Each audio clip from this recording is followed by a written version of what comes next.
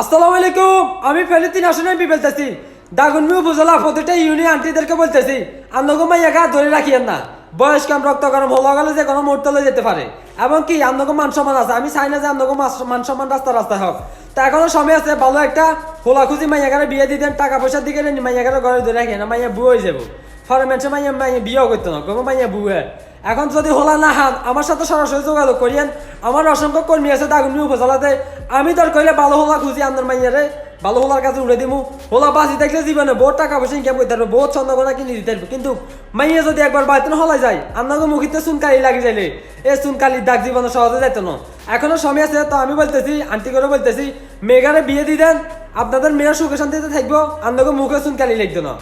আমার কথা যদি আপনাদের খারাপ লাগে তাহলে আমার মাফ করবেন। আর যদি আগামীতে যদি কোনো হলা মাইয়া হলাই যায় তাহলে এটা আমারও দোষী দিয়েন না।